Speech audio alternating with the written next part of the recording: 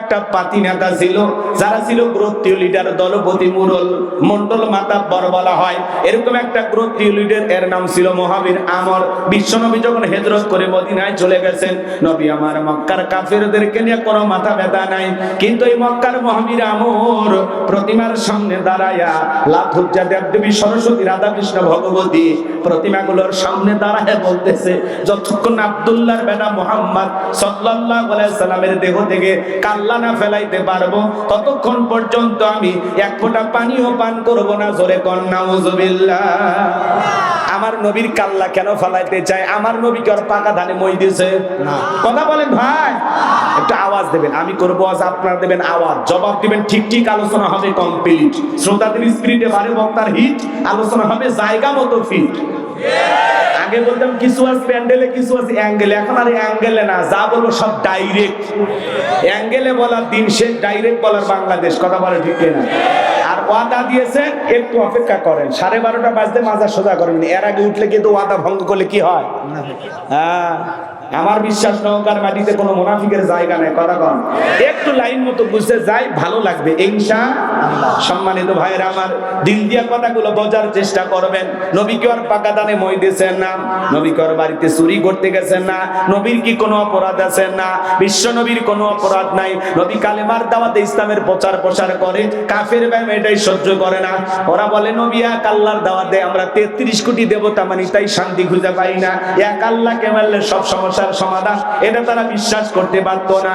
এই জন্য মক্কার মহাবীর আমর নবীর মাথা নেওয়ার ঘোষণা করে দল বল নিয়ে যখন মদিনার পথে রওনা করলেন, আল্লাহ তাআলা এই খবরটা বিশ্ব নবীর কানে পৌঁছায় দিলেন, নবী গো, মক্কার মহাবীর আমর আপনার মাথা নেওয়ার ঘোষণা করে রওনা করেছেন। নবী আমার টেনশনে পড়ে গেলেন, কি করা যায়? সাহাবায়ে কিরামকে ডেকে বলেন, আমার সাহাবীরা, মক্কার মহাবীর আমার মাথা নেওয়ার ঘোষণা করে রওনা করেছে, তোমরাই বলো কি করা যায়? হযরত উসমান রাদিয়াল্লাহু তাআলা আনহু নরম সাহাবী ডেকে বলেন, নবী আল্লাহ তাআলার কাছে আপনি দোয়া করেন, আপনি আল্লাহর এত বড় পয়গম্বর, দোয়া করেন, অবশ্যই আল্লাহ দোয়া কবুল করবেন।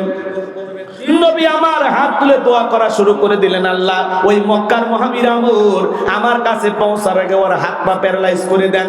নবী দোয়া করতে দেরি, আসমান থেকে আল্লাহ তাআলা জিবরাইলকে পাঠাইতে দেরি করলেন না।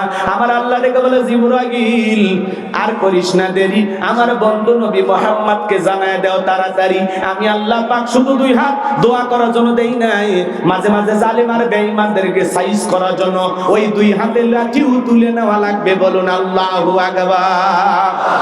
সব জায়গায় কি দোয়া দিয়ে কাজ হয়? জিবরাইল এসে বলে, নবী দোয়া কবুল হবে না, আপনি হাত নামান। বিশ্ব নবী তখন হাত মুখে না লাগাইয়া হাঁটুর উপর রেখে দিলেন। আমরা অনেকে দোয়া করি, অনেকে মুনাজাত করে, আর এরকম দড়ি পাকায়। আগেকার দাদা নানা যারা আছে ওরা ভালো করে বুঝছে পাটের দড়ি কেমনে পাকাইতো। কথা কর না কে, এরকম দড়ি পাকাইতো না চাচা? আবার দেখবেন অনেকে মুনাজাত করে আর পেশার মাপে, আছে না নাই? অনেকে আবার চুপচাপ এইভাবে হাত ধরে থাকে, অনেকে হাতই তোলে না, যখন হুজুর বলে আমিন তখন বলে আমিন। কথা কয় না কেন? আছে না নাই? চালাক চালাক মুসল্লি। আচ্ছা আপনারা বলেন, সব জায়গায় কি দোয়া দিয়ে কাজ হয়? এই গ্রামের নাম কি? গোবিন্দপুর। গোবিন্দপুর। মনে করেন এই গ্রামে, উদাহরণ দিচ্ছি কথা বোঝানোর জন্য, আবার ভুল বুঝবেন না, নাকি অন্য গ্রামের নাম বলবো? না না, গোবিন্দপুর বললে রাগ করবেন না তো? আচ্ছা, মনে করেন এই গ্রামে প্রতিদিন চুরি হইতেছে, গরু ছাগল চুরি হয়, টাকা পয়সা চুরি হয়, গহনা গাটি চুরি হয়, এমনকি সুন্দরী বউটা পর্যন্ত চুরি হয়। চোরের অত্যাচার এই গ্রামে থাকা যায় না। একজন 5 কেজি জিলাপি নিয়ে এসে মান্দা বাজার থেকে নিয়ে এসে বলে, হুজুর একটু দোয়া করেন। হুজুর এশার নামাজ পড়ে হাত তুলে দোয়া করে বলতেছে, আল্লাহ চোরের হাত থেকে গ্রামবাসীকে হেফাজত করো। জিলাপির গন্ধ পাইয়া চোর হাত তুলে বলে আমিন আমিন আমিন। কথা কয় না কে? চোর কি বাইক গ্রামে থাকে না, ওই গ্রামের 2-1 থাকা লাগে? তাছাড়া কার বাড়িতে টাকা আছে, কোন বাড়িতে কি আছে, এই তথ্যটা দিল কি? কথা কন। রাগ করবেন না ভাইয়েরা আমার, দিল দিয়ে কথাগুলো বোঝার চেষ্টা করবেন। ওই জায়গায় হুজুর হাত তুলে আমিন কইয়া জিলাপি বাটে না দিয়ে হুজুর যদি বলতো, এই গোবিন্দপুরের যুবকেরা, এই গ্রামে ঢোকার 4টা রাস্তা আছে, 4 রাস্তার মোড়ে মোড়ে মাগরিব থেকে ফজর পর্যন্ত বাংলার লাঠি নিয়ে 4 জন করে যুবক দাঁড়ায় থাকবা, চোরকে দেখা মাত্র ওই লাঠি দেয় এমন পিটান পিটাইবা যাতে 6 মাসে মাজা সোজা না করতে পারে। মাঝে মাঝে বাংলাদেশে ডাকাত ধরা পড়তেছে, আর জনগণ আচ্ছা তারে গণপিটনি দিচ্ছে। সাবধান বাবা, চুরি করতে যাস না। অবস্থা কিন্তু ভালো না। এখন যেহেতু প্রধানমন্ত্রী নাই, পুলিশের ভাইয়েরাও খুব বেশি চুপচাপ আছে। অতএব বাবা চুরি চামারি এখন করিস না, পরে প্রধানমন্ত্রী হলে চুরি করতে চাইছে নাকি? হাইরে সাহস! এই যে কয়েকদিন আগে 8টা না 9টা ডাকাতক ধরে কি পিটন দিয়েছে রে ভাই, প্যান্ট ট্যান্ট সব খুলে ফেলে দিয়েছে। খালি ওই জায়গাটা যান একটু দেখা না যায়, খালি ওই জায়গাটা মিচ্ছে না কাপড় রাখছে, আর বাকি সব কাপড় ছিন্ন বিচ্ছিন্ন করে ফেলে দিয়েছে। কথা কান ঠিক কিনা? আর ওর থোপনা মানে যা আছে জিবেল ওর আবার বাড়িচ্ছে না, রক্ত দিয়ে পুরো শরীর মেখে গেছে। মানুষ কিন্তু আইন নিজের হাতে তুলে নেওয়া ঠিক না, কিন্তু চোর ডাকাত দেখলে মাথা ঠিক থাকে না। কেরে চুরি করবো কেরে? এখন দেশে আমরাই সরকার, হ্যাঁ আমরাই নিরাপত্তা দেবো, চুরি করবে চাইছে। মাশাআল্লাহ, কথা কন নাকি আপনারা? কারণ চোরের দেখতেছেন না প্রত্যেক দিন মাঝে মাঝে রাস্তাঘাটে বাস ডাকাতি, সিএনজি ডাকাতি, এ হয়েছে সে হয়েছে। এই ডাকাত আলো থেকে আমরা বুঝি না। আগে দল করতো, টাকা কামাইতো, এখন দলও নাই, টাকাও নাই, ওরাই চুরি করতেছে। কি করবি, টাকা যে নাই, বুঝি তো আমরা। অতএব বাবা হাত পা যদি রক্ষা করবে চাস, ভালো যদি থাকবে চাস, শরীরে রক্ত যদি না ঝরাবার চাস, চুরি ডাকাতি বন্ধ করে তওবা কর, সিল্লাত যা দোয়া কর। আল্লাহ ডাকাতদের হেদায়েত দান করুন। জোরে কোনে আমিন। কষ্ট পাচ্ছেন? রাগ করেন নাকি আপনারা? ভাইয়েরা আমার, মন খারাপ করবেন না। আমি গুনাহগার যে কথা বলতে চাচ্ছিলাম, দিল দিয়ে কথাগুলো বোঝার চেষ্টা করবেন। যদি বাংলাদেশে চুরি দুর্নীতি বন্ধ করতে চান, লাগবে কার আইন? হুজুরের দোয়া দিয়ে কি চুরি বন্ধ হবে? আমি হাত তুলে দোয়া করলাম, আল্লাহ বাংলাদেশের সমস্ত চুরি ডাকাতি বন্ধ করে দাও। জোরে কোন আমিন। কালকে পেপারে দেখবেন সব চুরি বন্ধ হয়েছে। হবে হবে হবে না। এই দেশে যদি চুরি বন্ধ করতে চান, লাগবে কার আইন?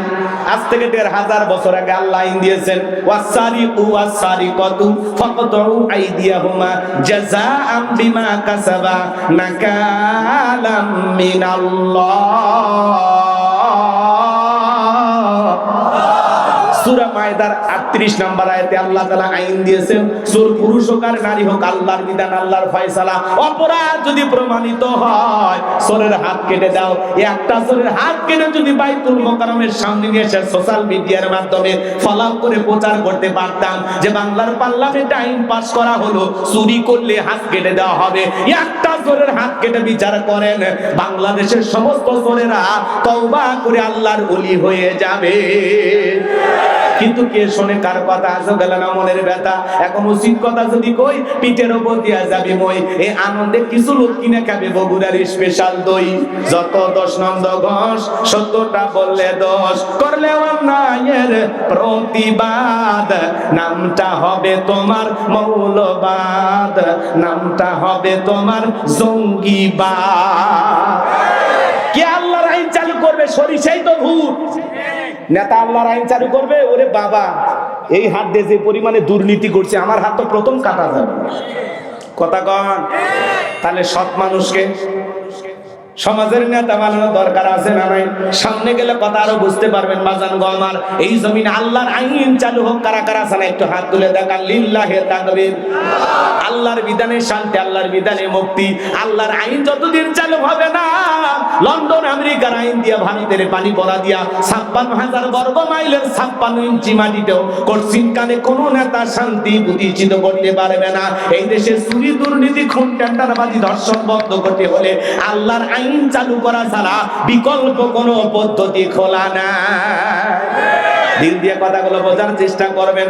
জিবরাইল এসে বলে, নবী দোয়া কবুল হবে না। নবী তখন হাত নামায় ফেললেন। জিবরাইল বলে, নবী আল্লাহ তাআলা বলেছেন দোয়া কবুল হবে না। নবী আমার টেনশনে পড়ে গেলেন, ভাই জিবরাইল কি করা যায়? জিবরাইল বলে, নবী গো, সাহাবায়ে কেরামদের মধ্যে ঘোষণা করেন, আপনার সাহাবীদের মধ্যে এমন কেউ কি আছে যে মক্কার মহাবীর আমরের মোকাবেলা করবে? নবী তখন ডেকে বলেন, আমার সাহাবীরা, তোমাদের মধ্যে এমন কেউ কি আছো যে মক্কার মহাবীর আমরের মোকাবেলা করবা? আল্লাহ দোয়া কবুল করে নাই, সরাসরি মোকাবেলা করতে কেউ কি রাজি আছো? নবীর কোন সাহাবী দাঁড়ায় না, হযরত আলী দাঁড়িয়ে গেলেন। বলুন আল্লাহু আকবার। নবী আমার দেখে বলে, আলী তুমি ছোট মানুষ না বুঝে কেন দাঁড়াইছো? তুমি কি জানো ওই মক্কার মহাবীর আমর একবেলা খাবার খায় 21 কেজি, 3.5 মণ ওজনের তরবারে যুদ্ধ করে। এত বড় বীরের সামনে তুমি কেমনে যাবে? তুমি বসে পড়ো। দ্বিতীয়বার বললেন, হযরত আলী দাঁড়িয়ে গেছেন। নবী যখন তৃতীয়বার বললেন, ও আমার সাহাবীরা কেউ কি আছো আমার মোকাবেলা করবা? আবারও হযরত আলী দাঁড়ায় গেছেন। নবী তখন দুইটা হাত বাড়া বলে, আলী রে আলী, আয় আয় আমার বুকের ভিতরে আয়। নবী হযরত আলীকে বুকের সঙ্গে জড়ায় নিলেন আর দেখে বলে, আলী তোর জানি কি মায়া দয়া নাই? এত বড় বীরের সামনে যাইতে চাস, তোর মনে কি মায়া দয়া নাই? নিজের জীবনের প্রতি কি মায়া দয়া নাই? হযরত আলী ডেকে বলে, নবী গো আপনি শুধু আমাকে দোয়া করে দেন, আমার ভিতরের ঈমান বলতেছে ওই মক্কার মহাবীর আমর আপনার চেহারা দেখার আগে ওরে আমি জমিন থেকে বিদায় করে দেব। বলুন আল্লাহু আকবার। ঈমানের একটা পাওয়ার থাকা দরকার, আছে না নাই? নবী আমার ডেকে বলে, আলী খালি হাতে দোয়া করলে হবে না। ওসমান তোমার বাড়িতে কি তরবারি আছে? হযরত ওসমান রাদিয়াল্লাহু তাআলা বলেন, নবী গো আমার বাড়িতে একটা তরবারি আছে 27 ইঞ্চি লম্বা। নবী আমার ডেকে বলে, যাও তরবারি টেনে আসো। এখন তো তরবারি কথা শুনলেই বলবে জঙ্গি। কথা কন না কে? বাংলাদেশে 16 বছর জঙ্গির নাটক দেখছেন, আর এই কয়েক মাসে কোন জঙ্গির সন্ধান পাওয়া গেছে? তার মানে জঙ্গি বাংলাদেশে নাই।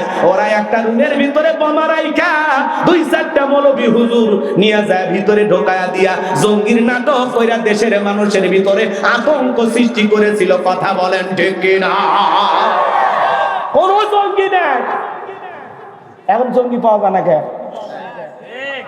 নাটক, কত যে নাটক জানতো। শোনেন, কোন স্বৈরাচার ফ্যাসিস্ট জালেম যদি ক্ষমতার চেয়ারে টিকতে তাই এরা প্রত্যেক মাসে মাসে ইস্যু তৈরি করে, নতুন নতুন ইস্যু। ছাগল কাণ্ড, জায়েদ খান কাণ্ড, হিরো আলম কাণ্ড, এ কাণ্ড সে কাণ্ড, পাবলিক খালি পরিমণি হিরো আলম জায়েদ খান নিয়ে ব্যস্ত থাক, আর ওরা বছরের পর বছর ক্ষমতায় টিকে থাকে। আমরা জানি না 16 বছর হলো কেমনে। হ্যাঁ, আমরা খালি হলে নিয়ে ব্যস্ত থাকি। কথা কন? ক্ষমতাতে আসে বিডিআর বিদ্রোহ কি হইল? মেরে ফেলে দিল, দিয়ে কয় ওরা মরছে। মানুষ পাগলা না, কিচ্ছু বোঝে না। এখন সব গোপন তথ্য ফাঁস হচ্ছে। একটু অপেক্ষা করেন, সামনে যায়। কষ্ট হচ্ছে নাকি আপনাদের? বিরক্ত হইতেছেন? কোনো কথা খারাপ লাগার তো কথা না, কারণ এখন আমরা সবাই আপন মানুষ। কথা কয় না? ভেজাল আছে কারো অন্তরে? ভেজাল আছে? এলে কথা বললে কি চোখ মুখ মলিন হয়? অন্তরে কষ্ট লাগে নাকি?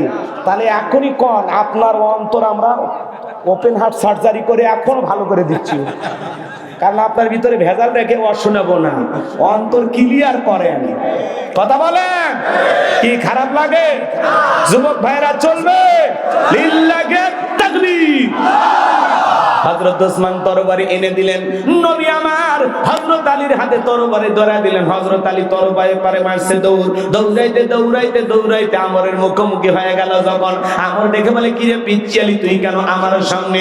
হযরত আলী বলতেছে, পিচ্চি নাকি পরে বুঝাইতেছি, জোরে কোন মারহাবা। কথা আছে ছোট মরিচের ঝাল বেশি। হযরত আলী এইবার তরবারিতে দাগ টানতেছেন, দাগ টানা বোঝেন তো?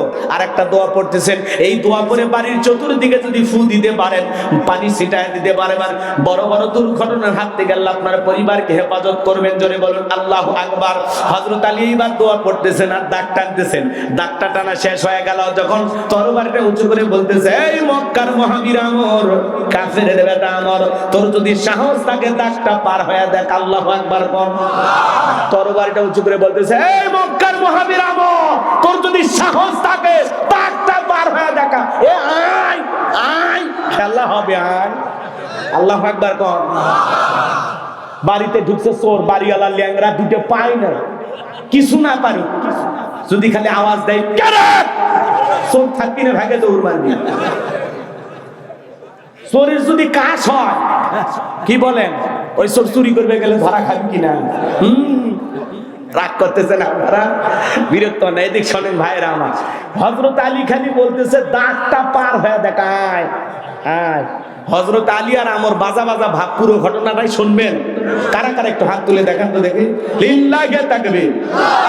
হাত নামান আমার ভাইরা আমার। আল্লাহ রাব্বুল আলামিন বলেন, তাবারাক তাবারাকাল্লাযী বিয়াদিহিল মুলকু ওয়া হুয়া আলা কুল্লি শাইইন কাদির। মহামান্বিত সেই সত্তা যার হাতে সর্বময় কর্তৃত্ব রাজত্ব পাওয়ার ক্ষমতা, তিনি হলেন সব বিষয়ের উপরে ক্ষমতা বান। আমি যে কথা বলতে চাচ্ছিলাম বাজান, পুরো পৃথিবীর ক্ষমতা আল্লাহ তাআলা চারজন মানুষকে দিয়েছিলেন। এর মধ্যে দুইজন ইমানদার আর দুইজন হলো কাফের। দুইজন ইমানদারের মধ্যে একজনের নাম হলো নবী সুলাইমান। সুবহানাল্লাহ। নবী সুলাইমান আলাইহিস সালামকে আল্লাহ রাব্বুল আলামিন পুরো পৃথিবীর রাজত্ব বাদশাহী দান করেছিলেন। সুন্দর একটা তখ্তের সিংহাসন আল্লাহ তাআলা দিয়েছিলেন। বাতাসকে অর্ডার করা মাত্রই সেই তখ্তের সিংহাসন পয়গম্বরের যেখানে ইচ্ছা করতেন সেখানে ওড়ায় নিয়ে যাইতেন। বলুন সুবহানাল্লাহ। একটু জোরে কোন সুবহানাল্লাহ। এখন জাহাজ গাড়ি হাওয়াই চলেন ওগো কলেরই বিধান। একদিন বিনা কলে হাওয়াই চলতো নবী সুলাইমান, মোরা সেই মুসলমান। নবী সুলাইমান আলাইহিস সালামকে আল্লাহ রাব্বুল আলামিন পুরোটা পৃথিবীর রাজত্ব কর্তৃত্ব দান করেছিলেন। নবী সুলাইমানের ইতিহাস ঘটনা যদি বলতে চাই সারা রাত চলে যাবে, বলা শেষ হবে না বাজান গো আমার। তাহলে এক নাম্বার নবী সুলাইমান আলাইহিস সালামকে আল্লাহ তাআলা পুরো পৃথিবীর রাজত্ব বাদশাহী দান করেছিলেন। আর দুই নাম্বার একজন ইমানদার যাকে আল্লাহ তাআলা পুরো পৃথিবীর ক্ষমতা দিয়েছিলেন, যেই বাদশার নাম বাদশা জুলকারনাইন। আল্লাহু আকবার বলেন। এই পৃথিবীর ভূখণ্ডে এক নয় দুই নয় আল্লাহ তাআলা 1600 বছর হায়াত দিয়েছিলেন। সূর্য উদয় হইছে সূর্য অস্তগামী পর্যন্ত, পূর্ব থেকে পশ্চিম পর্যন্ত পুরাটা পৃথিবীর রাজত্ব বাদশাহী আল্লাহ তাআলা বাদশা জুলকারনাইনকে দিয়েছিলেন। এজুজ মাজুজের ঘটনা আপনারা অনেকে শুনেছিলেন। তাদের জন্য যে বিশাল প্রাচীর নির্মাণ করে দিয়েছিলেন যেই বাদশা, সেই বাদশার নাম বাদশা জুলকারনাইন। আল্লাহু আকবার। তার ঐতিহাসিক কিছু সফর আছে যেগুলো নিয়ে আলোচনা করলে সারা রাত চলে যাবে, আলোচনা শেষ হবে না। ওই দিকে যাওয়ার কোনো সুযোগ নেই। আমার একটা টার্গেট আছে, ওই জায়গায় যেতে হবে। দিল দিয়ে কথাগুলো বোঝার চেষ্টা করবেন। এক নাম্বার নবী সুলাইমান আলাইহিস সালামকে আল্লাহ তাআলা পুরো পৃথিবীর রাজত্ব বাদশাহী দান করেছিলেন। আর দুই নাম্বার হলো কিনা বাদশা জুলকারনাইনকে আল্লাহ তাআলা পুরো পৃথিবীর রাজত্ব বাদশাহী দান করেছিলেন। আর দুইজন কাফিরকে আল্লাহ তাআলা পুরো পৃথিবীর রাজত্ব বাদশাহী দান করেছিলেন। এদের মধ্যে একজনের নাম জালেম বাদশা বখতেনাসর। কিনা বাদশা বখতেনাসরকে আল্লাহ তাআলা পুরো পৃথিবীর রাজত্ব বাদশাহী দান করেছিলেন। ওই জামানে আল্লাহ তাআলা তার একজন নবীকে পাঠিয়েছিলেন, যেই নবীর নাম হলো দানিয়াল। আল্লাহর নবী দানিয়াল আলাইহিস সালাম তার কওমের মানুষকে বনি ইসরাঈলের উম্মতদেরকে ডেকে বলেন, ইয়া বানি ইসরাঈল আযকুরু নি'মাতিয়াল্লাতী আন'আমতু আলাইকুম ওয়া আন্নী ফাদ্দালতুকুম আলাল আলামিন।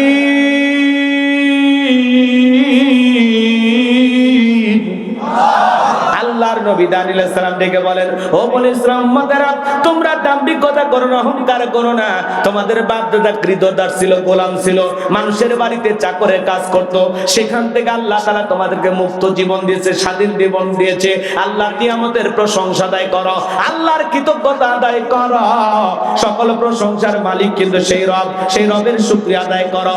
উম্মতেরা ডেকে বলে, পয়গম্বর, পুরান দিনের গল্প শোনায় লাভ নাই। বাপ দাদা কি করেছিল আমরা জানতে চাই না, আমরা ভালো আছি, আমাদের কোনো টেনশন নাই। আল্লাহর পয়গম্বর ডেকে বলে, ও আমার উম্মতেরা, কোনো সময় আছে গাছের পূজা করো না, মাছের পূজা করো না, চন্দ্রের পূজা করো না, সূর্যের পূজা করো না, এখনো সময় আছে, এক আল্লাহর ইবাদত করো। কিন্তু নবী দানিয়াল আলাইহিস সালামের কথা বনি ইসরাঈল উম্মতেরা শোনে না। তারা ছিল চালাক ঠেটা। চালাক ঠেটা, ঠেটা মানে বোঝে ঘাড় বেঁকা, বেশি বোঝে। এই তো ভালোই তো বুঝছেন আপনারা, মানে বুঝাবেন একটা, ওই এক লাইন বেশি বোঝে। আল্লাহ নবী যদি বলতো আযাব আসবে, কয় আযাব আগে নিয়ে আসেন দেখি, মানে এরকম চালাক ছিল তারা। কথা কি বুঝতে পারতেছেন? আল্লাহ নবী দানিয়েল আলাইহিস সালাম সকালে দাওয়াত দেয়, বিকালে দাওয়াত দেয়, সন্ধ্যায় দাওয়াত দেয়, কোনো মতেই তারা দাওয়াত গ্রহণ করে না। লম্বা ঘটনা, লম্বা ইতিহাস, সংক্ষিপ্ত করে একটু বলে দিয়া যায় বাজান গো আমার। আল্লাহ নবী দানিয়েলের কথা যখন তারা কোনো মতেই গ্রহণ করলো না, পরিশেষে আল্লাহ নবী দানিয়েল দেখে বলে, ও বনি ইসরাঈল উম্মতেরা শোনো, ও আমার জাতির মানুষেরা, কওমের মানুষের শোনো, কোন মানুষ যদি দাম্ভিকতা করে, অহংকার করে, খোদাদ্রোহী হয়ে যায়, আল্লাহ তাআলা তখন ওই কওমের মানুষের উপরে দুই ধরনের আযাব আর গজব পাঠায়। এক নাম্বার হলো আসমান জমিনের গজব দিয়ে আল্লাহ তাদেরকে ধ্বংস করে দেয়, আর না হয় তাদের ভাগ্যে জালেম শাসক পাঠাইয়া দেয়। জনগণ হবে যেমন, দেশের নেতাও হবে তেমন। এই যে এটা আসল জায়গা, একটু অপেক্ষা করেন। কষ্ট হচ্ছে?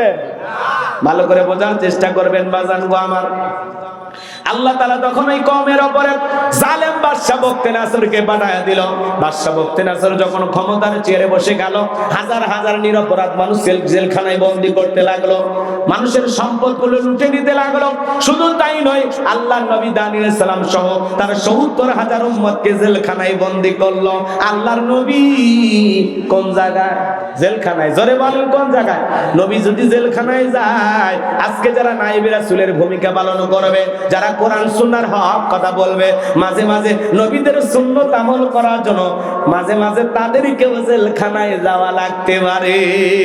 আর আলেমেরা যদি জেলখানায় যায়, সম্মান কমে না বাড়ে? জোরে বলেন। আলেমদেরকে মানুষ কলিজাতে মহব্বত করে, আলেমদের বিরুদ্ধে নানামুখী ষড়যন্ত্র করে, মিথ্যা অপবাদ দিয়া যুগের পর যুগ জেলখানায় বন্দী করেছিল। বলেন তো বাজান, মুফতি আমির হামজা ভাইকে যারা ৩ বছর জেলখানায় বন্দী করে রেখেছিল, এতে আমির হামজা ভাইয়ের সম্মান কমেছে না বেড়েছে? আল্লামা মামুনুল হক শাইখুল হাদিস, আপনার শাইখুল হাদিস, তার বিরুদ্ধে যারা মিথ্যা অপবাদ দিয়ে জেলখানায় বন্দী করে রেখেছিল, এতে কি শাইখুল হাদিস আল্লামা মামুনুল হকের সম্মান কমেছে না বেড়েছে? কথা কি বোঝেন নাকি রাগ করতেছেন? মাঝে মাঝে আলেমরা জেলখানায় গেলে মন খারাপ করা যাবে না।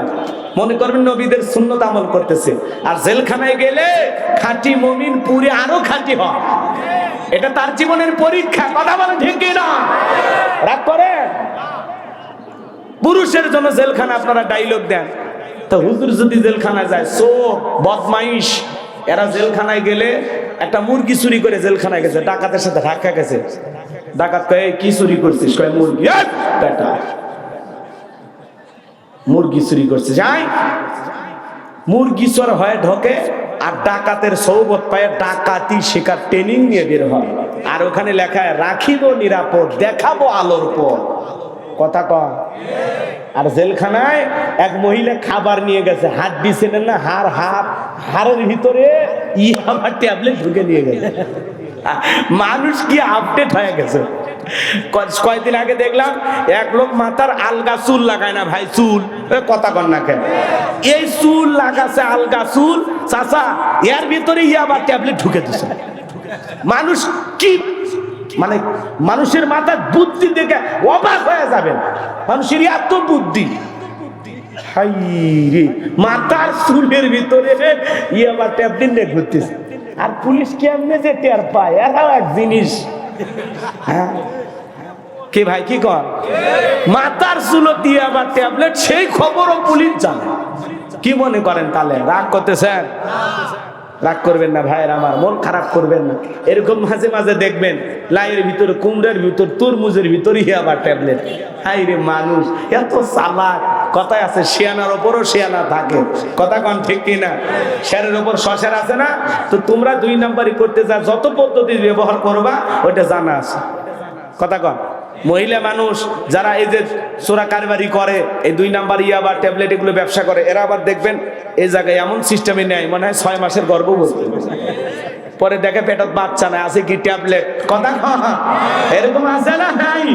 রাগ করতেছেন মনে হয়, মন খারাপ করবেন না ভাইয়েরা আমার। এজন্য চোর ডাকাত বদমাইশ যদি জেলখানায় যায়, মানুষ তাদেরকে ঘৃণা করে, কিন্তু আলেমেরা যদি জেলখানায় যায়, তাদের সম্মান কমে না বাড়ে। আলেমদেরকে মানুষ কলিজা দিয়ে মহব্বত করে। হেরে যাবে ওদের হিংসা, জিতে যাবে আমাদের ভালোবাসা। ডক্টর মিজানুর রহমান আজারি ভাই 4.5 বছর বাংলাদেশের বাহিরে ওরা রেখেছিল, দেশে আসতে দেয় নাই, দেশের মানুষটাকে দেশে প্রবেশ করতে দেয় নাই। আজকে ডক্টর মিজানুর রহমান আজারি ভাই 4.5 বছর পরে বাংলাদেশে এসে এমন এক ইতিহাস সৃষ্টি করেছেন, লক্ষ লক্ষ মানুষ পঙ্গপালের মতো, পাগলের মতো তার মাহফিলে কোরআনের কথা শোনার জন্য যায়। বীরের বেশে বাংলাদেশে ফিরে এসে কোরআনের কথা বললেন। আর যারা তাকে আসতে বাধা দিয়েছিল তারা চোরের মতো পালিয়ে গেছে। আলেমদের সাথে লাগতে আসবেন না, কথা কর। মন খারাপ করেন নাকি? সামনের দিকে যায় ভাইরা আমার। আল্লাহ নবী দানিয়েল জেলখানায়, কথা মনে আছে না নাই? উম্মতকে ডেকে বলে, কি ব্যাপার? কই গেল তোমাদের দাম্ভিকতা? কই গেল অহংকার? কই গেল টাকার বয়রায়? কই গেল ভালো থাকার দিনের বড়ায়? এই দিনের ভয় তো আমি তোমাদেরকে দেখাইতেছিলাম। উম্মতরা ডেকে বলে, পয়গাম্বার যা করেছি ভুল করেছি, এখন থেকে আর ভুল করব না, আজ থেকে আপনি যা বলবেন আমরা তাই শুনবো। উম্মতরা ডেকে বলে, পয়গাম্বার আর গাছের পূজা মাছের পূজা করব না, চন্দ্রের পূজা করব না, এখন থেকে একমাত্র আল্লাহর ইবাদত করব, আপনি যা বলবেন আমরা তাই শুনবো। নবী দানিয়েল ডেকে বলে, শোনো, সত্যি যদি তোমরা পরিবর্তন হতে চাও, রাত 12টার পরে আমি যখন আল্লাহ বলে ডাক দেব, আমার সঙ্গে তোমরা সবাই ঘুম থেকে জাগ্রত হয়ে আল্লাহ বলে ডাক দিবা। একমাত্র আল্লাহ তাআলাই পারেন আমাদেরকে জালেমের জেলখানা থেকে মুক্ত করার জন্য। এজন্য তওবা করতে হবে আল্লাহ তাআলার কাছে। আল্লাহ নবী দানিয়েল সালাম রাত 12টার পরে আল্লাহ বলে ডাক দিয়েছেন। সবাই একটু চিৎকার মেরে ডাক দেন, আল্লাহ। একটু ভালোবেসে ডাক দেন, আল্লাহ। আল্লাহু আকবার। আল্লাহ নবী দানিয়েল সালাম আল্লাহ বলে ডাক দিয়েছেন। পয়গম্বরের সাথে 70,000 উম্মত ঘুম থেকে জাগ্রত হয়ে আল্লাহ বলে ডাক দিয়েছেন। নবী দানিয়েল তাদেরকে নিয়ে সিজদায় লুটিয়ে পড়লেন, 1 মিনিট সহকারে আল্লাহর কাছে দোয়া করতে লাগলেন, আল্লাহ আমার উম্মতরা ভুল করেছে, নিজেদের ভুল বুঝতে পেরেছে, তারা এখন তওবা করে ফিরে আসতে চায়। আল্লাহ আপনি আমার উম্মতদেরকে মাফ করে দেন, একমাত্র আপনি পারেন জালেমের জেলখানা থেকে মুক্ত করে দিতে। নবী দানিয়েল যখন উম্মতদেরকে নিয়ে চোখের পানি ছেড়ে দিয়ে 1 মিনিট সহকারে আল্লাহর কাছে দোয়া করেন, আমার আল্লাহ ডেকে বলে, পয়গম্বর আর কান্না করতে হবে না, সিজদা থেকে মাথা উঠাও, আমি আল্লাহ তাআলা ওয়াসিলায় জালেমের জেলখানা থেকে মুক্ত করার ব্যবস্থা করে দেব। বলুন সুবহানাল্লাহ। ওই রাত্রিতে আল্লাহ তাআলা বাদশা বখতিয়ার এমন একটা ভয়ঙ্কর মারাত্মক স্বপ্ন দেখায় দিয়েছে, ঘুম থেকে চিৎকার মেরে উঠছে। আশেপাশে সিকিউরিটি নিরাপত্তা কর্মী যারা আছে দৌড়ে আসে, বলে, নেতা এত জোরে চিৎকার মারলেন, ব্যাপারটা কি বুঝতে পারলাম না। বলে, চেহারার দিকে তাকায় দেখো না আমি কি টেনশনে আছি, তোমাদেরকে কেমনে বোঝাবো। এই দেশের যত স্বপ্নের তাবির কারো কাছে স্বপ্নের ব্যাখ্যা বলতে পারে, ওদেরকে দরবারে নিয়ে আসো। আগামীকাল সকালবেলা আমি একটা ভয়ঙ্কর স্বপ্ন দেখেছি, এই স্বপ্নের ব্যাখ্যা না জানা পর্যন্ত আমি আর ঘুমাইতে পারবো না। পরের দিন সকালবেলা বাদশার দরবারে হাজার হাজার মানুষ উপস্থিত হয়ে গেছে।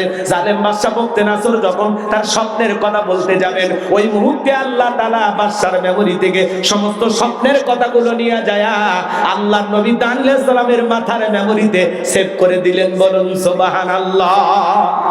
এই যুবক, একটা মোবাইলে যা আছে শেয়ারের মাধ্যমে আরেকটা মোবাইলে পার করা সম্ভব কিনা?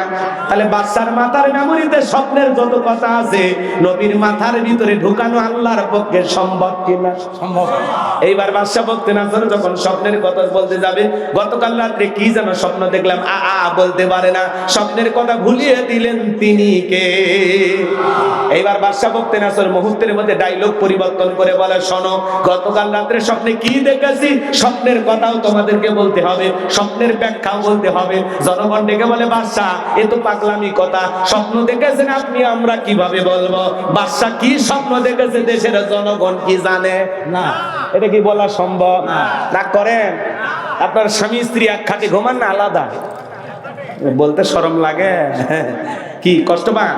স্বামী স্ত্রী আপনারা এক খাটে ঘুমান, আপনার বউ স্বপ্নে আপনাকে বাদ দিয়ে আর একটা ছেলের হাত ধরে যদি পার্কে ঘোরাঘুরি করে, আপনি যদি টের পান কি করবেন? একজন তাই সেই পিটাবো, মানে আপনার অভ্যাস আছে নাকি? পিটানোর দরকার নাই, বাপ রে বাপ। বউ পিটানো যাবে না, রাগ করতেছেন? বউ পিটানোর জিনিস না, বউ হলো ভালোবাসার জিনিস, কথা বলে ঠিক না? কিন্তু সবাই ভালোবাসা পাওয়ার যোগ্য না, রাগ করতেছেন? এদিকে খেয়াল করেন আমার ভাইয়েরা, আমি গুনাহগার যে কথা বলতে চাচ্ছিলাম, দিল দিয়ে কথাগুলো বোঝার চেষ্টা করবেন। আপনার বউ স্বপ্নে কি দেখে আপনি জানেন না, স্বপ্ন তো স্বপ্নই, ওটাকে টের পাওয়া যায়। আবার আপনি স্বপ্নে আপনার বউকে বাদ দিয়ে আরেকটা মেয়ের হাত ধরে, সাবিনা পার্ক না কি নামছে, হ্যাঁ, ওই পার্কে যা ঘুরতেছেন রাজশাহীতে, আপনার বউ যদি টের পাইতো গোদাগাড়ি রাজশাহীতে কি পার্ক হয়েছে না, সকিনা পার্ক না, সাপিনা পার্ক। তো ওই জায়গায় আর একটা মেয়ে কেনে ঘুরতেছেন, আপনার বউ যদি টের পাইতো কি করতো, ছাঁচা দিয়ে পিটায় ঘর থেকে বাইর করে দিতে। কথা কটে না, স্বামী কি স্বপ্ন দেখে বউ জানে না, বউ কি স্বপ্নে দেখে স্বামী জানে না। স্বপ্ন তো স্বপ্নই, যুবকেরাও কিন্তু স্বপ্ন দেখে। কথা কয় না, অবিবাহিত যুবক ঘরের দেয়ালে দেখবেন খালি নায়িকাদের ছবি, টলিউড হলিউড বলিউড যা আছে সব নায়িকাদের ছবি দিয়ে সাজানো আছে। ঘুমানোর আগে নায়িকাদের চেহারার দিকে তাকায় আর বলে, হারি এরকম একটা বউ যদি পাইতাম জীবনটা ধন্য হয়ে যেত। ঘুমের ঘরে দেখে নায়িকার বুকের উপর। কথা কন ঠিক কিনা? যুবক আছে না, এখনকার যুবকেরা হলো স্মার্ট। বাপ রে বাপ, আগে চিঠি লিখতো মানুষ, প্রেম করতো, ভয় পাইতো। এই চিঠি মায়ের হাতে পড়ে না নির হাতে না মেয়েটার হাতে, ভয় পাইতো। আর এখন ডাইরেক্ট খালি SMS চলতেছে, সারা রাত জায়গায় জায়গায়। কথা কন, এখনকার যুবকের আপডেট হয়ে গেছে।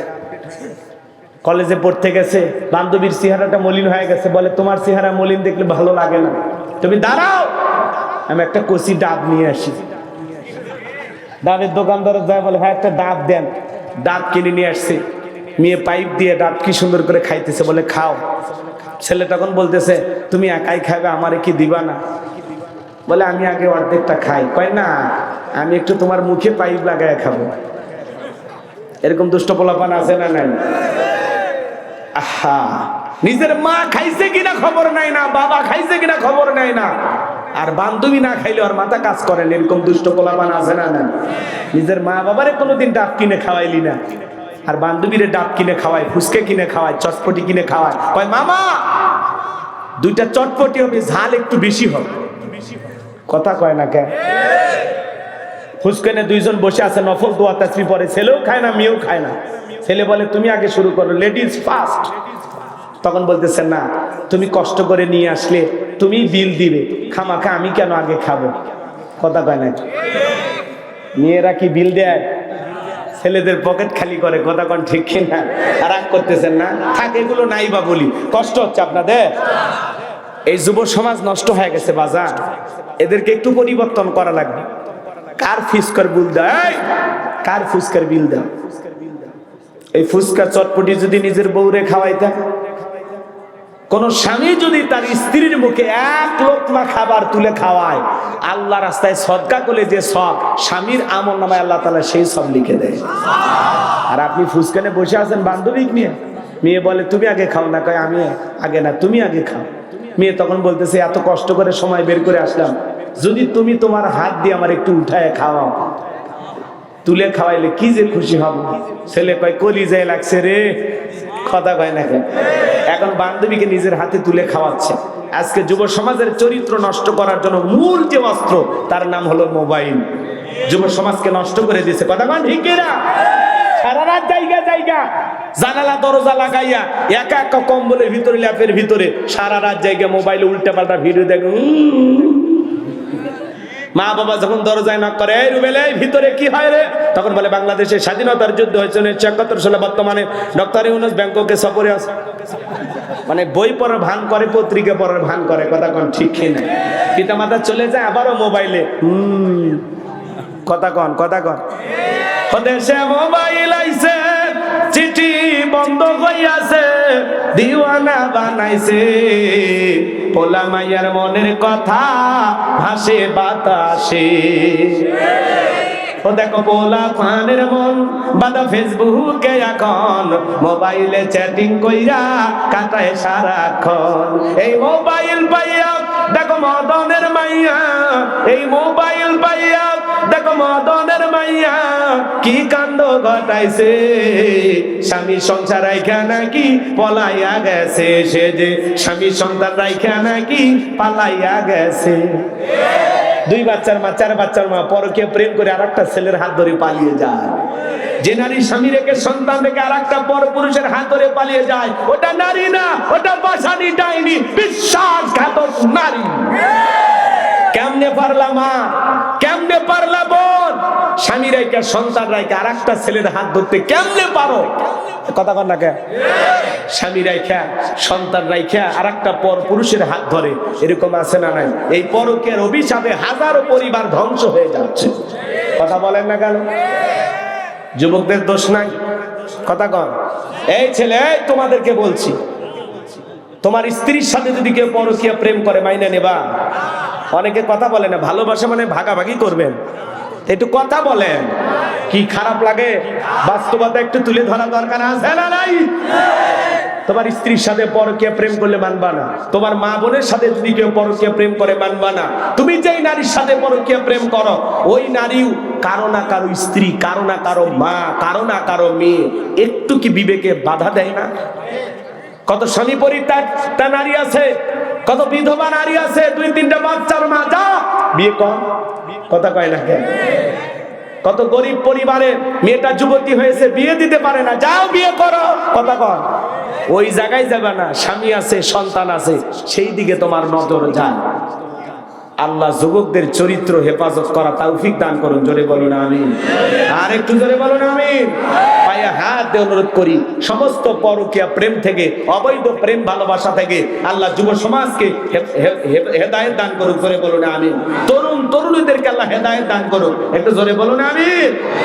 ওদেশে টিকটক আসিয়া সব গেল বাসিয়া, সিদ্দিক সোরা নায়ক হইছে আইডি খুলিয়া, হিরো আলম নায়ক হইছে আইডি খুলিয়া। এই মোবাইলে হাই কি জাদু আছে ভাই, পোলাপান বই যাচ্ছে, পড়ালেখা তুইলা রাখছে সপ্তম আকাশে। এখন আর পড়াশোনা নাই, অটো পাস, কিন্তু যে অটো পাস দিবে সেই মানুষটাই নাই। অতএব আবারও পড়া শুরু করো। কথা কয়।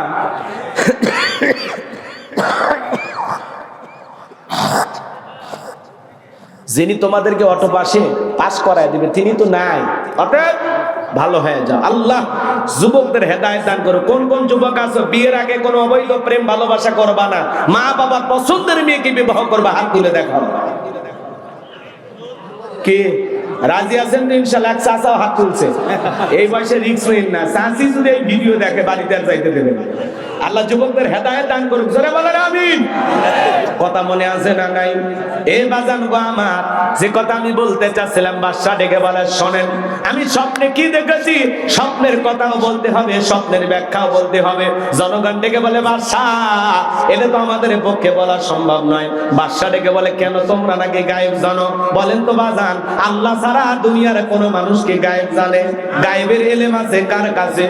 আমাদের সমাজে কিছু ভণ্ড পীর বের হয়, ওরা বলে আমরা গায়েব জানি, আলিফ লাম মিম, এগুলোর অর্থ কোনো আলেম ওলামা জানে না, আমরা জানি। যেই পীর সাহেব বলবে আমি গায়েব জানি, ওরে নিয়ে যাবেন অন্ধকার রুমের ভিতরে, আচ্ছা তারে পিটাবেন, পিটায় বলবেন গায়েবী মার দিলাম, কারো কাছে বলবি না, বললে ধ্বংস হয়ে যাবি। আল্লাহ ছাড়া দুনিয়ার কোনো মানুষ গায়েব জানে না। কি কথা ক্লিয়ার না ভেজাল আছে? মনে থাকবে তো ইনশাআল্লাহ? আমার ভাইয়েরা দিল দিয়ে কথাগুলো বোঝার চেষ্টা করেন। এইবার বাদশা বলতে না চলো ডেকে বলে, আমি তোমাদের 7 দিনের আলটিমেটাম দিলাম, এই 7 দিনের মধ্যে আমি স্বপ্নে কি দেখেছি স্বপ্নের ব্যাখ্যাও বলতে হবে এবং স্বপ্নের কথাও তোমাদেরকে বলতে হবে। জনগণ ডেকে বলে, বাদশা 7 দিন কেন, 7 বছর সময় দিলে আমাদের পক্ষে বলা সম্ভব নয়। সমস্ত জনগণেরা চলে গেল। জেলার এইবার জেলখানা দিয়ে ঘুরতেছে। আল্লাহ নবী দানিয়েল ডেকে বলে, জেলার দেখে মনে হয় টেনশনে আছেন। সমস্ত ঘটনা খুলে বলার পরে আল্লাহ নবী ডেকে বলে, জেলার তুমি তোমার বাদশার এখানে খবর পৌঁছায় দাও, তোমার বাদশা স্বপ্নে কি দেখেছে আর এই স্বপ্নের ব্যাখ্যা কি হবে, দুইটাই আমার জানা আছে। জোরে কোন মারহাবা। এইবার জেলার যায় বলে, বাদশা আপনার টেনশনের ঔষধ পাওয়া গেছে, আপনি স্বপ্নে কি দেখেছেন আর এই স্বপ্নের ব্যাখ্যা কি হবে? জেলখানে একটা কয়েদি আছে নাম দানিয়েল, সে ব্যাখ্যা জানে। তাই নাকি? বলে হ্যাঁ। ঠিক আছে, যাও বাজানকে নিয়ে আসো। আল্লাহ নবী দানিয়েলকে যখন বলা হলো বাদশা তোমাকে ডেকেছে, আল্লাহ নবী দানিয়েল ডেকে বলে, শোনো বাদশার সামনে যাইতে রাজি আছি, আমার একটা শর্ত আছে, আমার 70,000 উম্মতকে আগে জেলখানা থেকে বের করে দেওয়া লাগবে, সবার শেষে আমি বের হব। চিৎকার মেরে বলুন সুবহানাল্লাহ। নেতৃত্ব যদি শেখা লাগে, নেতাগিরি যদি শেখা লাগে, নবীদের কাছ থেকে শেখা লাগবে। আপনি যান তার পিছনে মিছিল করতে যান, নওগাঁ শহরে মিছিল করতে গেছেন, নেতা পাইছে একখান ট্যাবলেট খান, ট্যাবলেট খান, ট্যাবলেট খান, যেখানে আমরা আছি সেখানে ট্যাবলেট খান, কবরে তোমরা কেন ওপরে? নেতার সাথে মিছিল করতে যায়, পুলিশ এসে 105 জনকে ধরে নিয়ে গেল, নেতা সহ। নেতার তো সকাল বিকাল জেলখানায় ঢোকে আর বের হয়, মামু খালুর অভাব নাই। কিন্তু আপনি গরিব মানুষ, রিক্সা চালান, ভ্যান চালান, মাঠে ময়দানে কাজ করেন। আপনার নেতা যদি আপনাকে ভালোবাসতো, ডেকে বলতো, শোনো আমার কর্মীরা আমাকে মোহাব্বত করে মিছিল করতে আসে, একদিন রিক্সা না চালাইলে ওদের বাড়িতে আগুন জ্বলে না, পরিবারের মুখে খাবার উঠবে না। আমার একটা কর্মী জেলখানায় থাকা অবস্থায় আমি নেতা বাহিরে বের হব না, তারা হলো সত্যিকারের নেতা।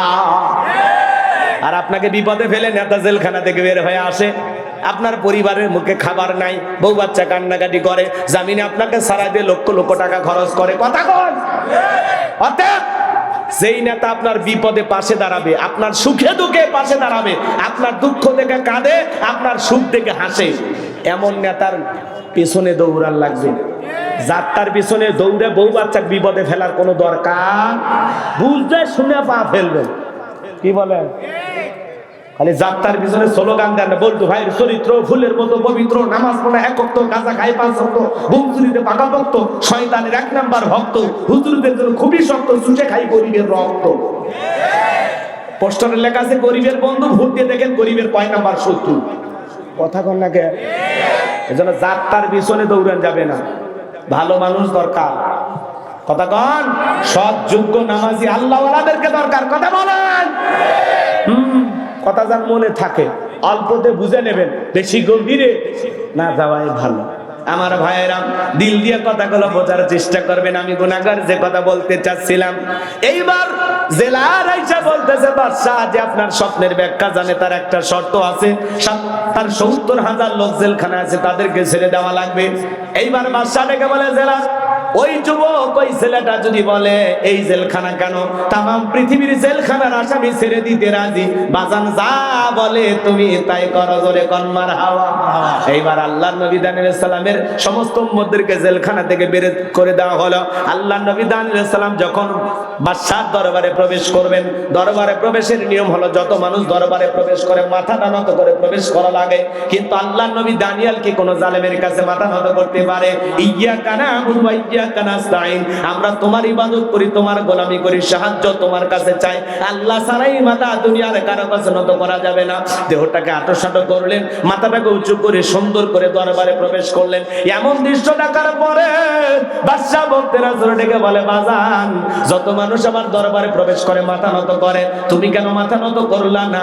আল্লাহ নবী দানিয়েল আলাইহিস সালাম ডেকে বলে, আপনার স্বপ্নের কথা যে আমার মাথার মেমোরিতে সেভ করে দিয়েছে, তার কথা হলো তাকে সারা দুনিয়ার কারো কাছে মাথা নত করা যাবে না। আমি যদি মাথা নত করতাম, আপনার মতো যদি স্বপ্নের কথা ভুলিয়ে দিত, আপনি টেনশনে মারা যেতেন, আমাকে মেরে ফেলতেন। তখন ডেকে বলে, বাজান আসলেই তোমার মাথায় বুদ্ধি আছে, তুমি একটা জ্ঞানী মানুষ, জোরে কোন মারহাবা। কথাগুলো বোঝার চেষ্টা করবেন। এইবার বাদশা বক্তে নাসর নিজের চেয়ার থেকে উঠলেন, আর আল্লাহর নবী দানিয়েল আলাইহিস সালামকে চেয়ারে বসায়া দিলেন। তাহলে জেলখানা থেকে বের করে চেয়ারে বসায়া দেন, তিনি কে? সে আল্লাহ যো আছে না নাই? বয়সটা মনে একটু বেড়ে গেছে, একটু জোরে কর না, নাউজুবিল্লাহ। রাগ করেন? আল্লাহ নবী দানিয়েল আলাইহিস সালাম চেয়ারে বসেছেন, বাদশা ডেকে বলে, বাবা তাড়াতাড়ি স্বপ্নের কথা বলো, স্বপ্নের ব্যাখ্যা বলো। আল্লাহ নবী, আপনাকে আমাকে মৃত্যুবরণ করতে হবে, দুনিয়া থাকার জায়গা না। হে যুবক, আল্লাহ তাআলা বলেন, আইনামা তাকুনু ইদরিকুমুল মাউতু ওয়ালাউ কুনতুম ফি বুরুজিম মুশাইয়াদা, সূরা নিসার ৭৮ নম্বর আয়াত। আল্লাহ ডেকে বলেন, যেখানে থাকো, যে অবস্থায় থাকো, মৃত্যু তোমাদেরকে ধরবেই, মৃত্যু থেকে পালানোর কোনো রাস্তা খোলা নাই। আল্লাহ নবী ইদ্রিস আলাইহিস সালামকে জিজ্ঞাসা করা হয়েছিল, ও আল্লাহ নবী ইদ্রিস, মৃত্যুর যন্ত্রণা আপনার কাছে কেমন মনে হয়েছে? আল্লাহ নবী ইদ্রিস আলাইহিস সালাম ডেকে বলেন, জ্যান্ত ছাগলের গা থেকে চামড়া খসাইলে ছাগলের যেমন কষ্ট হয়, মৃত্যুর যন্ত্রণা আমার কাছে তেমনি কষ্টকর মনে হয়েছে। আমার ভাইরা, মৃত্যুর যন্ত্রণা কত ভয়ঙ্কর, কত কঠিন। বিশ্ব নবীর ইন্তেকালের সময় ফাতেমা চোখের পানি ছেড়ে দিয়ে কান্না করেন। নবী আমার ডেকে বলে, মা ফাতেমা, তোমার চোখের পানি আমার সহ্য হয় না, মা তোমার কানটা আমার মুখের কাছে লাগায় দাও। নবীজি ফিস ফিস করে কি যেন বললেন, হযরতে ফাতেমার কান্না বন্ধ হয়ে গেল। আম্মা জান আয়েশা জিজ্ঞাসা করেন, ও আমার মেয়ে ফাতেমা, তোমার আব্বা জানি কি এমন বলেছে মা, যার কারণে তোমার কান্না বন্ধ হয়ে গেল? হযরতে ফাতেমা ডেকে বলেন, আম্মা জান, আমার বাবা বলেছেন বাবার ইন্তিকালের পরে সর্বপ্রথম বাবার সাথে আমার সাক্ষাৎ হবে। জিবরাইল আসলেন, নবীকে সালাম দিলেন, আসসালামু আলাইকুম ইয়া রাসূলুল্লাহ ইয়া হাবিবাল্লাহ। আল্লাহ তাআলা আপনার শরীরের অবস্থা জানতে চেয়েছেন। আল্লাহ জানার পরে জানতে চায়, নবী আমার ডেকে বলে, জিবরাইল আগের চাইতে অনেকটা ভালো আছে আলহামদুলিল্লাহ। কিছুক্ষণ পরে আসমান থেকে জিবরাইল আবার আসলেন, ডেকে বলে, নবী গো, আসমান থেকে আজকে আমি একা আসি নাই, আর একজন ফেরেশতা এসেছেন যার নাম হলো মালাকুল মউত। আপনার অনুমতির অপেক্ষায় দাঁড়িয়ে আছেন। নবী আমার অনুমতি দিলেন, মালাকুল মউত ভিতরে প্রবেশ করলেন, নবীকে সালাম দিলেন, ডেকে বলেন, নবী গো, আপনি যদি অনুমতি দেন তাহলে আপনার রূহটা বের করব, আর আপনি যদি অনুমতি না দেন তাহলে আমি ফেরত চলে যাব। আমার আল্লাহ ডেকে বলেছেন, যতদিন আমার বন্ধুর মনে চাই ততদিন আমার বন্ধু দুনিয়ার জমিনে থাকবে।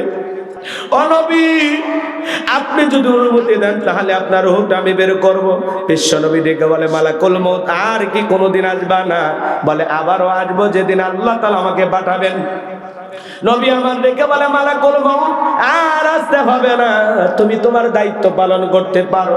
এইবার নবীর রূহটা বের করার জন্য যখন মালাকুল মউত বুকের উপরে দুইটা হাত রেখে দিয়েছে, নবী আমার ডেকে বলে, মালাকুল মউত রে, আর সহ্য করতে পারি না, তাড়াতাড়ি আমার বুকের উপর থেকে হাতটা সরায়া দাও।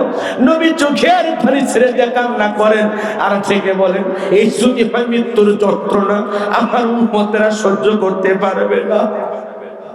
মালাকুল মউত ডেকে বলে, নবী বিশ্বাস করেন, এই পৃথিবীর সবচাইতে কম কষ্ট দিয়া আপনার রূহটা আমি বের করার চেষ্টা করতেছি।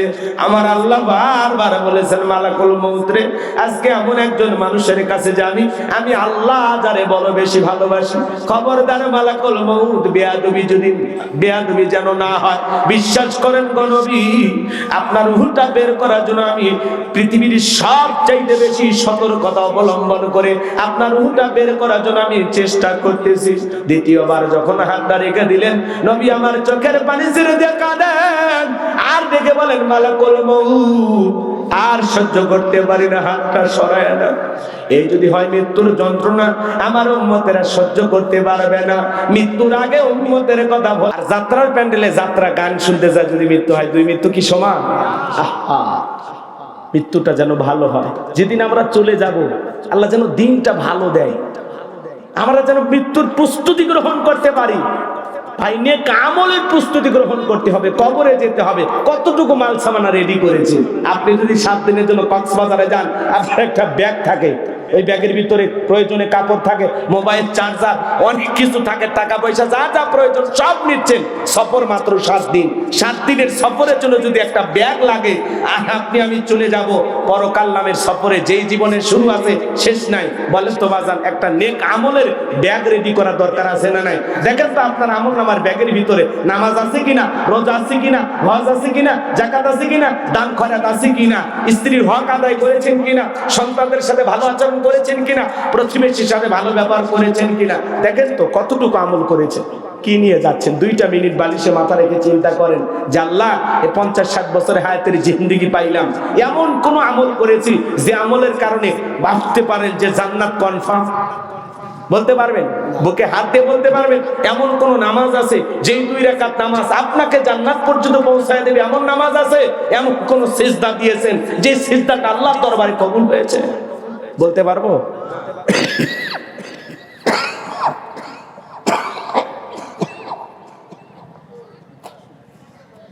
আমার ভাইয়েরা, এই জন্য বলতে চাই, আসুন না, আজকে কি বার? কথা কয় না, আজকে কি বার? শুক্রবার। আজকে যখন আমরা বাড়িতে চলে যাব, ফজরের নামাজের সময় আমাদের ঘুম ভাঙবে, এমনও সময় হতে পারে আজকের মাহফিলের কোন শ্রোতা ফজরের নামাজের সময় মসজিদের মাইকে এলান হবে, এই গ্রামের অমুক ব্যক্তি মারা গেছে, ইন্না লিল্লাহি ওয়া ইন্না ইলাইহি রাজিউন। গত বছর এই মাহফিলের শ্রোতা ছিল, আজকে কবরে শুয়ে আছে। কথা বলেন না কেন? এটাই তো জীবন। দুনিয়া থাকতে দেবে না, স্বার্থের দুনিয়া কেউ কাউকে জায়গা দেবে না। দুনিয়াতে থাকার কোনো সুযোগ নাই, সবাইকে যেতে হবে। আপনি যেদিন মৃত্যুবরণ করবেন, ওই দিনও আপনার লাশটা রেখে মানুষ খাওয়া দাওয়া করবে। আপনি যেদিন মারা যাবেন ওই দিন আপনার স্ত্রী খাবার খাবে, আপনার সন্তান খাবার খাবে, পাশের প্রতিবেশীরা রান্না করে নিয়ে এসে বলবে তোমার মা মারা গেছে, তোমার বাবা মারা গেছে, তুমি তো না খায় আসো, বাবা আমি একটু রান্না করে নিয়ে আসছি একটু খাও। চাচা নিয়ে আসবে রান্না করে, বরপ্পা নিয়ে আসবে রান্না করে, খালা নিয়ে আসবে রান্না করে। আরে ভাই যেদিন মারা গেছে ওই দিনও কয়েক দল মানুষ আপনার মুখে খাবার তুলে দেওয়ার জন্য খাবার নিয়ে আসবে, আগে যা খান তার চাইতে বেশি খাইতে পারবেন। এই তো জীবন। কথা বলেন না কেন?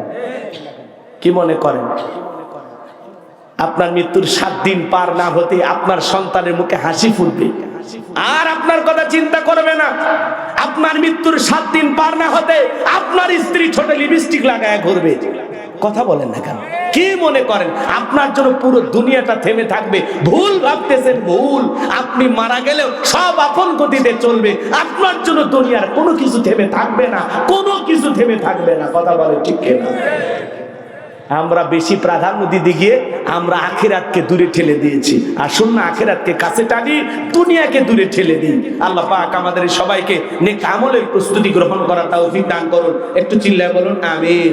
তাহলে আল্লাহ বলেন লিয়াবলুয়াকুম আইয়ুকুম আহসানু আমালা, আমি আল্লাহ পরীক্ষা করে দেখব কার আমল কত বেশি উত্তম। যার আমল ভালো তার আখিরাত ভালো, যার আমল খারাপ তার আখিরাতটা হয়ে যাবে বরবাদ। কথা বলেন ঠিক কি না? এই জন্য নেক আমলের প্রস্তুতি গ্রহণ করতে হবে। বিশ্বনবী বলেন কয়লা রাসূলুল্লাহ সাল্লাল্লাহু আলাইহি সাল্লাম ইন্নামাল কুবুরু রাউদাতুম মিন রিয়াদিল জান্নাহ আও হুফরাতুম মিন হুফারিন নার, রাহু তিরমিজি। বিশ্বনবী ডেকে বলেন যে ব্যক্তির আমল ভালো মৃত্যুর সঙ্গে সঙ্গে আল্লাহ তাআলা তার কবরটাকে জান্নাতের বাগান বানায় দিবেন। বলুন সুবহানাল্লাহ।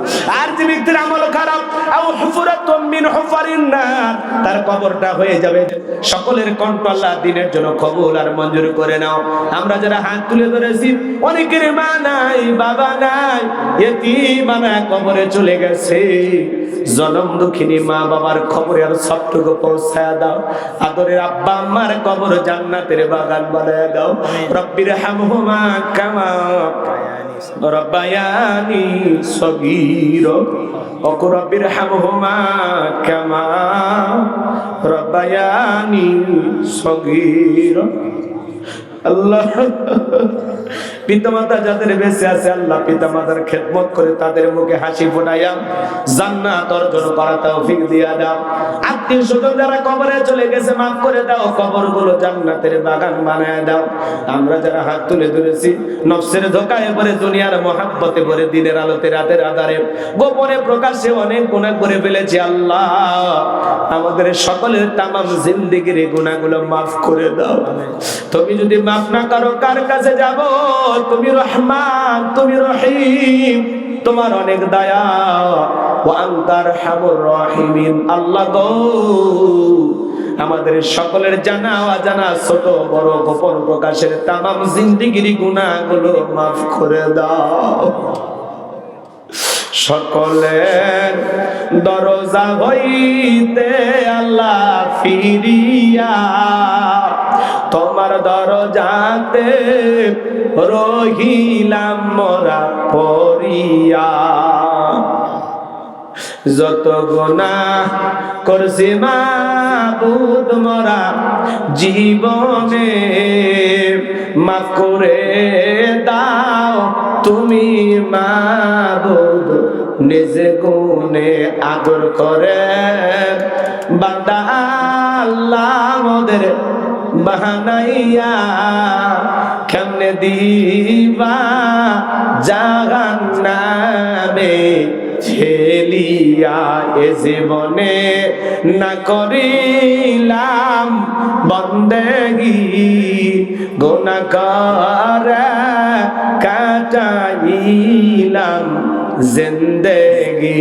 তওবা করে আবার তওবা ভাঙ্গিলাম অবশেষে খাঁটি তওবা করিলাম।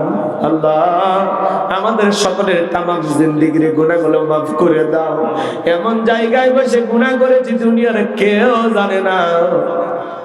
আল্লাহ আমাদের সকলের জিন্দেগির গুনাহগুলো মাফ করে দাও, ওই কঠিন ভয়ঙ্কর জাহান্নামের আগুন থেকে মুক্তি দাও। আল্লাহ সূর্যের তাপে অস্থির হয়ে যায়, কেমনে সহ্য করব পাতলা চামড়ার শরীর, জাহান্নামের আগুন ক্ষমতা নাই, মাফ করে দাও, ওই কঠিন জাহান্নামের আগুন থেকে আমাদের মুক্তি দাও। রব্বানা সিফান্না আযাবা জাহান্নাম ইন্না আযাবাহা কানা গরামা রব্বানা আতিনা ফিদ দুনিয়া হাসানাতাও ওয়া ফিল আখিরাতি হাসানাতাও ওয়া কিনা আযাবান নার।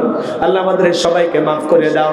আজকের মাহফিলে নগদে বাকিতে যত মানুষ টাকা পয়সা দান করেছে আল্লাহ সকলের দানগুলো কবুল আর মঞ্জুর করে নাও। এই দান উসিলা করে কঠিন কিয়ামতের ময়দানে তোমার আরশের নিচে ছায়া দান করিও। চেয়ারম্যান মহোদয় 5 টন আল্লাহ তাআলা চাল দান করেছেন, আল্লাহ তাআলা অনেক টাকা পয়সা নগদেও দিয়েছেন, আল্লাহ তোমার গোলামের দান কবুল করে নাও। মা বোনেরা দান করেছেন আল্লাহ কবুল করে নাও। এই মহিলা মাদ্রাসাকে কবুল করো। দুইজন হাফেজা হয়েছে আল্লাহ, আল্লাহ তাআলা তোমার বান্দীদের কোরআন সিনার ভিতরে ধরে রাখার তৌফিক দিয়ে দাও, মৃত্যু পর্যন্ত কোরআন আল্লাহ তাআলা তাদেরকে আমল করার তৌফিক দিয়ে দাও। এই মাদ্রাসাকে কাল কিয়ামত পর্যন্ত কবুল করো। মাদ্রাসার ওস্তাদ ছাত্রদেরকে আল্লাহ ছাত্র ছাত্রীদেরকে না হয় এই মুখগুলো আল্লাহ জান্নাতের সিঁড়িতে পরিচয় করায় দিও। সূরা মুলুক থেকে আমি আল্লাহ যত কথা বলেছি একটি কথা হলেও তোমার গোলামদের আমল করার তৌফিক দিও। আজকে থেকে আমাদের সবাইকে 5 ওয়াক্ত নামাজি বানায় দাও, মৃত্যুর প্রস্তুতি গ্রহণ করার তৌফিক দিও। আল্লাহ হঠাৎ করে যেতে হবে, দুনিয়াতে থাকতে পারবো না, দুনিয়া থাকার জায়গা না, বড় ভয় লাগে। সকালে মৃত্যু হবে না সন্ধ্যায় মৃত্যু হবে জানি না, কোন বাচ্চারের বাস রেডি হয়ে আছে জানি না, কোন দোকানে কাপড়টা পৌঁছে গেছে জানি না গো মালিক। যেই মাসে মরণ দিবা মাসটা যেন রমজান মাস হয়, যেই দিনে মরণ দিবার দিনটা যেন জুমার দিন হয়। নামাজের সিজদারত অবস্থায় মৃত্যু দিও, কোরআন পড়তে পড়তে মৃত্যু দিও, ইসলামকে প্রতিষ্ঠিত করার জন্য রাজপথে জীবনটা বিলানোর তৌফিক দিও। তামাম পৃথিবীর মুসলিম উম্মাহকে হেফাজত করো, ফিলিস্তিনের মুসলমানদেরকে বিজয় দাও, বাংলাদেশের মসজিদ মাদ্রাসা কবুল করো, হক্কানি উলামা ইকরামদের কবুল করো, এই জমিনকে কোরআন আর ইসলামের জন্য কবুল করো। একটা বার দেখতে চাই কোরআনটা দেশটা চললে কেমন দেখা যায়। আল্লাহ দেশি বিদেশি সকল ষড়যন্ত্রের হাত থেকে আমাদের প্রিয় মাতৃভূমি বাংলাদেশকে আল্লাহ হেফাজত করো। আমার গোলাম রব্বানী ভাইকে আল্লাহ কবুল করে নাও, আমার ভাগিনা আতিককে কবুল করো, আমার আব্দুর রহিম ভাইকে আল্লাহ কবুল করো। আল্লাহ মিডিয়ার ভাইদেরকে কথাগুলো সঠিকভাবে প্রচার করার তৌফিক দিয়ে দাও। যারা উল্টাপাল্টা ছবি লাগায়, উল্টাপাল্টা থাম্বনেল ব্যবহার করে, এই সমস্ত মিডিয়ার ভাইদেরকে আল্লাহ তুমি হেদায়েত দান করো। হাই রব্বুল আলামিন, আজকের মাহফিলে যত মানুষ হাত তুলেছে আল্লাহ তাকায়া দেখো, দাড়িপাকা মুরব্বিরা হাত তুলেছে, আলেম ওলামা হাত তুলেছে, তরুণ যুবকেরা হাত তুলেছে, পর্দানিশী মা বোনেরা হাত তুলেছে। যার হাত দোকানা পছন্দ হয় সে হাতের বদলতে আজকের দোয়াকে কবুল আর মঞ্জুর করে নাও। আমার ড্রাইভার ভাইকে আল্লাহ তুমি কবুল করে নাও। সুবহান রাব্বিকা রাব্বিল ইজ্জাতি আম্মা ইয়াসিফুন ওয়া সালামুন আলাল মুরসালিন আলহামদুলিল্লাহি রাব্বিল আলামিন। মৃত্যুর সময় দয়ার নবীর চাঁদ মুখখানা দেখতে দেখতে আমাদের জবানে জারি করে দিও লা ইলাহা ইল্লাল্লাহু মুহাম্মাদুর রাসূলুল্লাহ সাল্লাল্লাহু আলাইহি ওয়াসাল্লাম। আসসালামু আলাইকুম ওয়া রাহমাতুল্লাহি ওয়া বারাকাতুহু।